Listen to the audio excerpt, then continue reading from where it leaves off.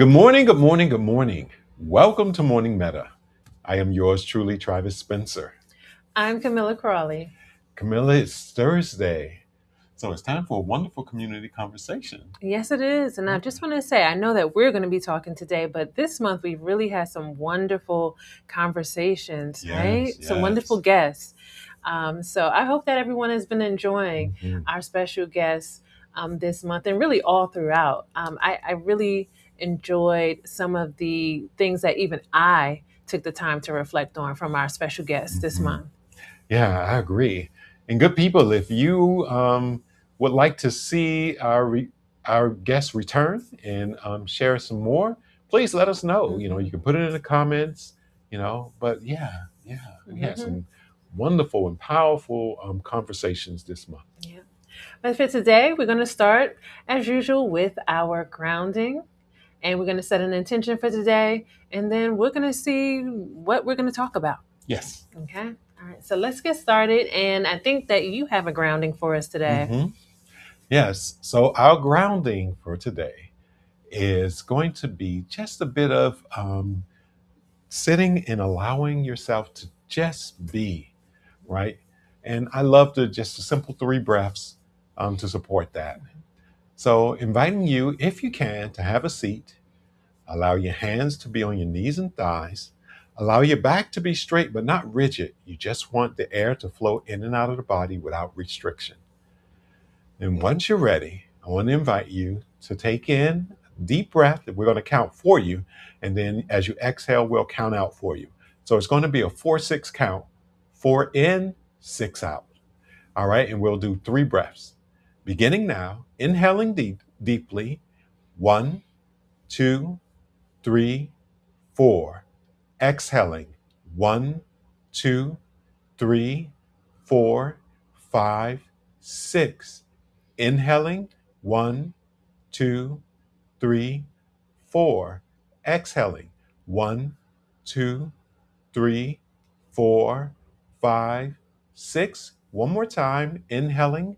1, 2, 3, 4.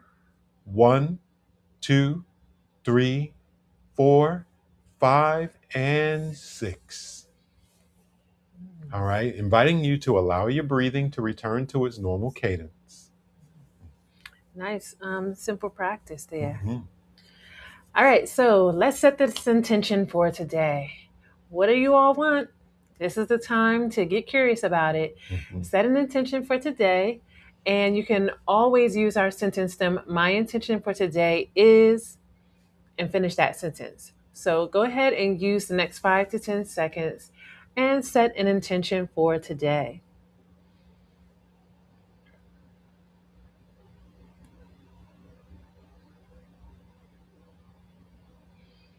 Okay, all right. Now, with setting an intention, as always, I'm encouraging everyone to do their best to allow it to naturally unfold. This is the mindfulness practice in itself, right? When Mhm. things unfold and they may not be exactly the way we pictured it, so then what's our response? So Mhm. that's a part of our intention setting as well. And then also mindfulness in the sense of focusing, right? So you Mhm. set this intention, how are you going to go about placing your attention on it, placing that focus on it for today? Mhm. So let us know how it goes. Yes, yes. So now I think we have, oh, yes, we have a centering thought here for today. Mhm. So our centering thought is from the ancestor Sojourner Truth. Life is a hard battle anyway. If we laugh and sing a little as we fight the good fight or of freedom, it makes it all go easier. I will not allow my life light to be determined by the darkness around me. That's really nice. And you guys already know we're going to read it twice. Mhm. So, our ancestors shared life is a hard battle anyway. If we laugh and sing a little as we fight the good fight of freedom, it makes it all go easier. I would not allow my life light to be determined by the darkness around me. Hmm. That's something to think about. Our Uh-huh. ancestor, the wisdom of that. Yes, very much so. And as we get into our conversation, Hmm. why not just dive into that, Hmm. right? Absolutely. So already I can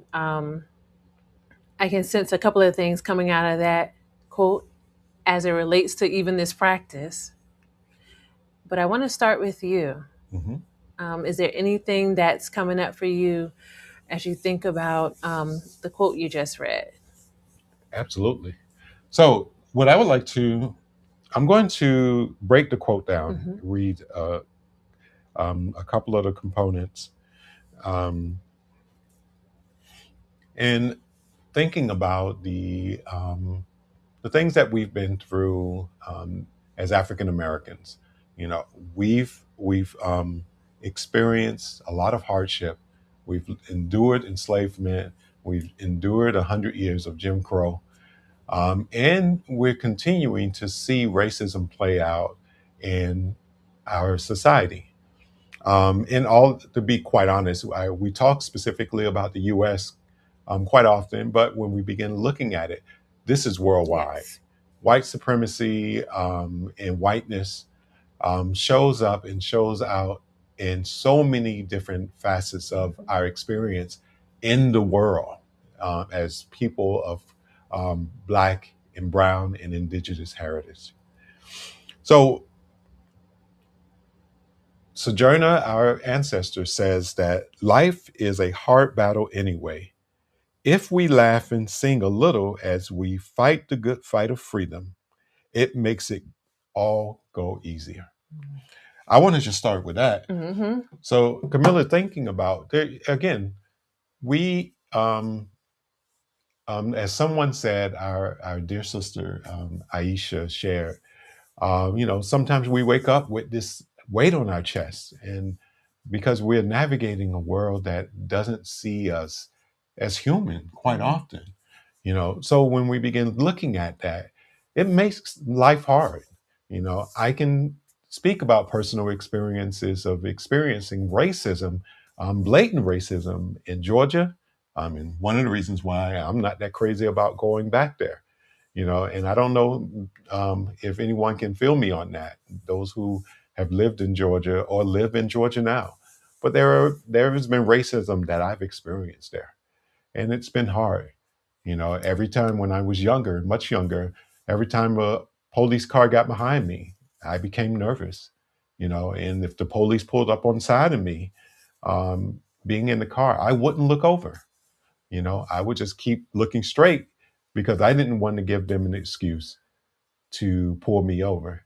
And I can't tell you the amount of times that if I'm driving and behind me, if the police car stayed behind me for more than 30 seconds, I knew I was going to get pulled over. And I was pulled over quite a few times. So you can imagine how that affected my nervous system. And even to this day, I still experience it to some degree. Not as much, but I still feel it.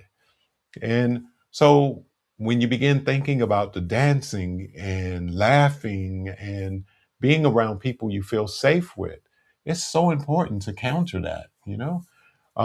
So this is so much the reason why I believe so much in building a community that supports us.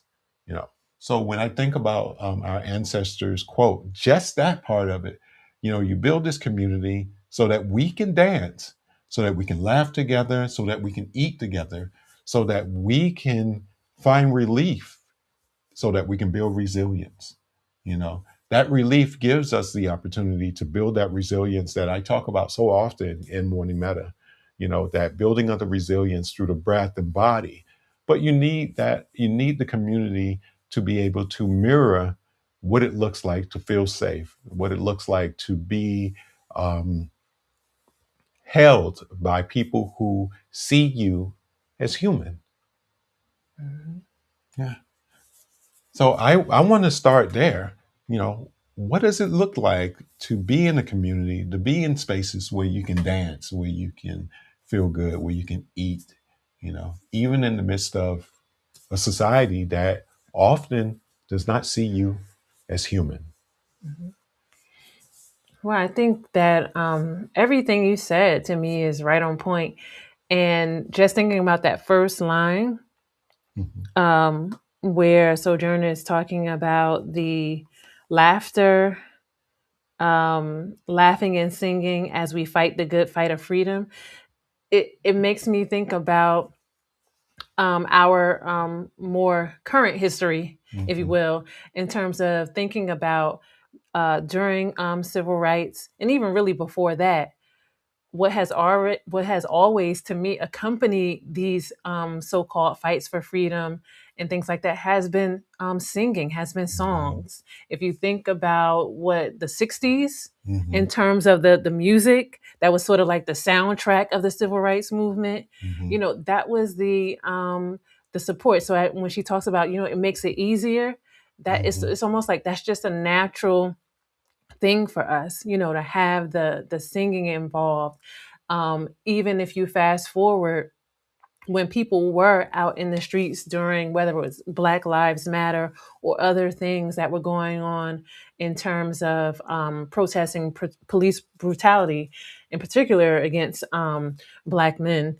We know Mhm. it's happened to women as well. So overall, but a lot of those protests, when you started to see the clips on TV, Mhm. you would see people out there with drums. They was Mhm. dancing along with holding the posters and things like that. So I feel like what Sojourner Truth is talking about has really become like tradition, Mhm. in a sense for us, just kind of taking that natural essence of who we are and having it in those spaces where we're fighting the good fight, as some people might call it, or as we continue to move towards what liberation Mhm. really looks like and feels like for us. That always seems to be a part of the like the package, if Mhm. you will.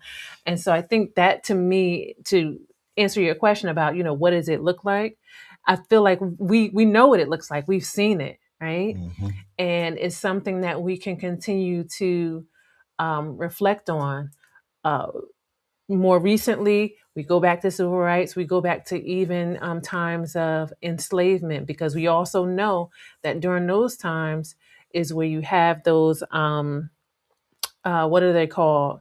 The gospel type of songs, and I'm losing the word right now. Those Negro spirituals, Spirituals, they call them yes, Negro yep. spirituals. Yeah. They, it's the birth of the Negro spirituals and things like that, and also singing while they were doing some of that labor and things like that.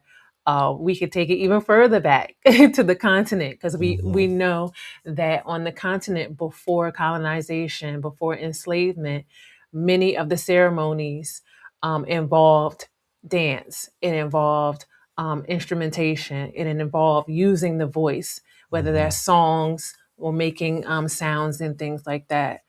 So I feel like Sojourner Truth is sort of just carrying on that legacy and reminding us of who we are, Mhm. you know, and that's a part of when we talk about like, oh well, how do we get to liberation? How do we come together? How, we're always asking like how, and I feel like oftentimes the answers are already here. Mhm. So this is a part of the how. Yeah. How to make it easier, how to allow it to support us as Mhm. well as we continue to move into liberation. Yes. Yes.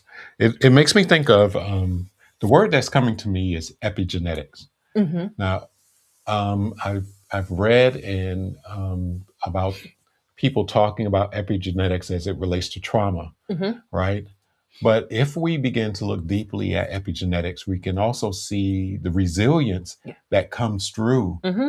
right? Mm-hmm. So we're talking, if you guys think about it, we're talking tens of thousands of years that our ancestors danced, sang, and were in community.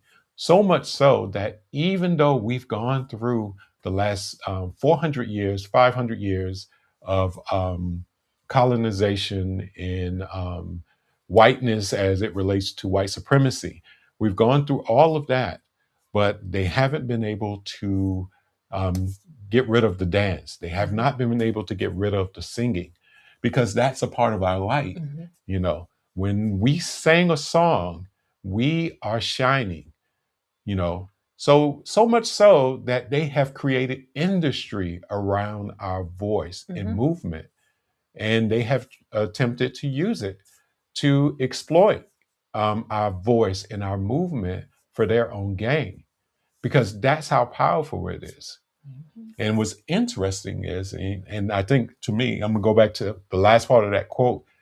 The most interesting thing is that when we can only see those gifts, the gifts of movement and the gift of song, as ways to make money, we are cheating ourselves, because making money is only a part of what is possible, Mm-hmm. because it's that light. Again, when we're singing and when we're dancing, we are shining in the midst of that darkness. Can you read the last little Mm-hmm. piece? Yeah, so the last line is, I will not allow my life's light to be determined by the darkness around me. Hmm.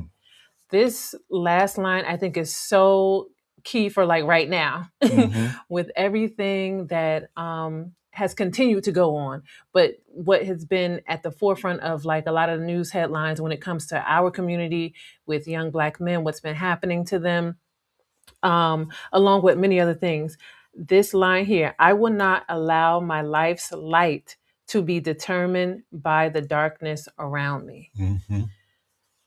So, And that's why I sing. Let's sing. Let's dance together. You know, and I'm talking about singing from the heart, you know, and allowing that light to shine bright. And don't sell it. You don't need to sell your light, you know.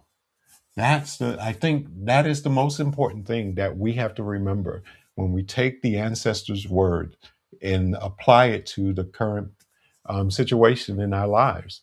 You know, when we begin thinking, I always go back to this when we talk about Sankofa, you know, being able to go back to move forward, going back into the past, the learnings of the past, the wisdom that is from the past, and moving forward with that in mind. So let's go back to our singing. mm-hmm, Let's go back to our dancing. Let's go back to being in community and building networks of trust and honesty. You know, we go back to that because that is what's going to sustain us. That is our light. mm-hmm. And I think that that line about not allowing your life's light to be determined by the darkness around you Hmm.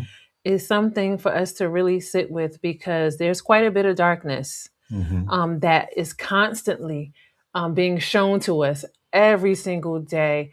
I mean, just so much of it is distraction too, but it's Hmm. like it's constant, you know, and so it can feel overwhelming, and you can be in that point where that darkness can make you feel hopeless, or it can starting to harden you Hmm. because it's again, it's on repeat so much that now you start to feel like, well, I'm just going to now get on that level and just be there with that. But what we know, just looking at history and Hmm. how things have played out is, and I'm thinking about the Martin Luther King Jr. quote about, you know, when like, you know, darkness is not going to get darkness out, you know. Hmm. So this to me applies to this line as well, in terms of not letting the darkness around you stifle your light, because that's not the way that we can move forward. Hmm. Whatever has been, you know, done to us and others around the globe when it comes to colonization and oppression and things like that, the answer isn't, oh, okay, so now I need to get in position to be able to do what they have been doing, because then that's the darkness now, Hmm. determining how you're operating. What it's about is remembering, to your point, Hmm. is remembering the light that we carry from those who have come before us, and continuing to shed that light. Hmm. Just like earlier this week on Monday, the quote you read from Ella Baker, she said, Hmm. "Give." The quote was, "Give light, and it will, and then people will find the way." Hmm. That to me is what this line is saying. Don't give into the darkness. Continue to shine your light no matter what. And that light then will open it up for others to also find a way, which means that their light is now going to start to shine. Hmm. Absolutely. That's how we can move move closer and closer to what we start to determine as liberation. Like, what is that going to look like for us? Hmm. How do we want that to feel for us? Hmm. Because I think we're in a place now where it's about us really sitting down and figuring those things out. So we throw these words around a lot, but what does it really mean? So to you, what does that look like? To you, what does that look like? What do Hmm. you think that feels like? And then we can shed the light on that, to move Hmm. closer to that. So this is a Yeah. really great quote, like, about just never giving up on um, who you are Hmm. authentically. Don't let Yeah. anyone or anything change that for you. Yeah. Yeah. I mean, the my this is my final thought, and I always say that, and then I end up saying some other stuff. But I believe my final thought is is that you hit the nail on the head with when you said authentic self.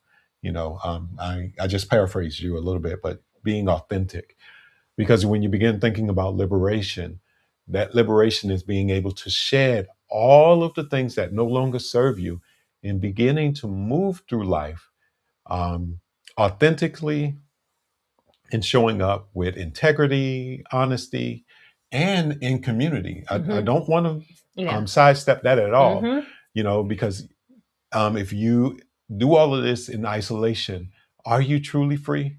Hmm. Are you really showing freedom or liberation if you're alone? Hmm. You know, Hmm. so it feels to me it has to be in community because Yes. your community reflects back to you who you Yeah. are. Hmm. You know.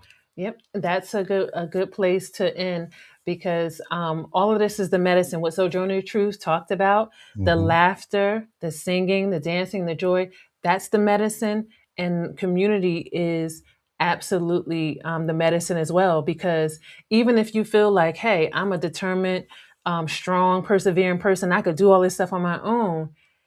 Even with all of that, you have to remember we're all connected. Yes.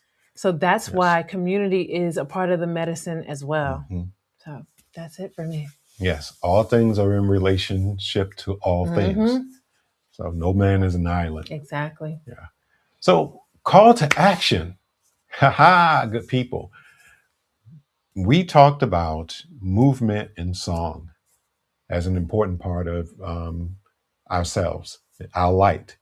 So I'm going to invite you, wherever you are, whoever you are, to sing something Yeah. today, Yeah. I was right? thinking the same thing. Yeah. Sing, um, laughter. So maybe you Hmm. watch something that makes you laugh. Hmm. Yeah. Yeah. All of those things will support building resilience in you and support you in being your authentic self. All right. Yeah. So everyone, don't forget to like, subscribe, Hmm. and share with everyone. And as we said last week, keep the comments coming. So if you want to chime in on our conversation that we just had, we'd love to hear your thoughts, your feedback. So put Hmm. them in the comments. We check them, and we respond as well. Hmm. So don't forget to do that. And I think that's it. All right. Yeah. So we start each day grounded